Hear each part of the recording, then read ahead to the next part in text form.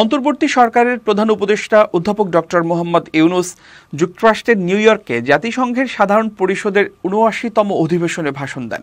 এতে তিনি বাংলাদেশের পরিস্থিতি সহ বিশ্ব সংকট নিয়ে কথা বলেন। একই দিন জাতিসংঘের নিয়মিত ব্রিফিংয়ে ডক্টর ইউনূসের ভাষণের বিষয়বস্তু নিয়ে প্রশ্ন করা হয়। ব্রিফিংয়ে জাতিসংঘের মহাসচিব অ্যান্তোনিও গুতেরেসের মুখপাত্র স্টিফেন ডুজারিককে সাংবাদিক মুশফিকুল ফজল আনসারি প্রশ্নটি করেন। মুশফিকুল বলেন, বাংলাদেশের অন্তর্বর্তী সরকারের প্রধান উপদেষ্টা নোবেলজয়ী ডক্টর মোহাম্মদ ইউনূস জাতিসংঘের সাধারণ অধিবেশনে ভাষণ দিয়েছেন। তিনি ভাষণে বাংলাদেশের জটিল পরিস্থিতি, পৃথিবীর বিভিন্ন জায়গার চলমান যুদ্ধ, গাজা ও ইউক্রেনের মানবিক সংকটের কথা উল্লেখ করেছেন। তিনি দীর্ঘ সময় ধরে জাতিসংঘের অংশীদার হিসেবে অবদান রেখে চলেছেন।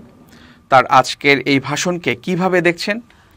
আমার দ্বিতীয় প্রশ্ন হচ্ছে, ইউনূস এবং জাতিসংঘ মহাসচিবের মধ্যকার বৈঠক নিয়ে আপনার পর্যবেক্ষণ কি?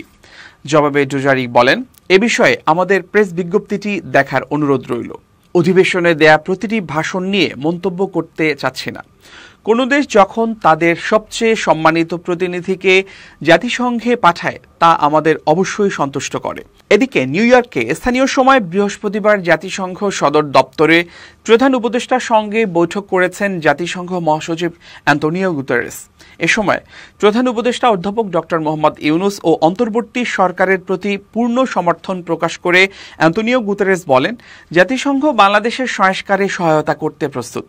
সদ্য গৃহীত জাতিসংঘের প্যাক্ট অব দ্য ফিউচার বাংলাদেশের জন্য অত্যন্ত প্রাসঙ্গিক এবং এর প্রণোদনামূলক অর্থায়ন দেশটির জন্য বিশেষ সহায়ক হবে।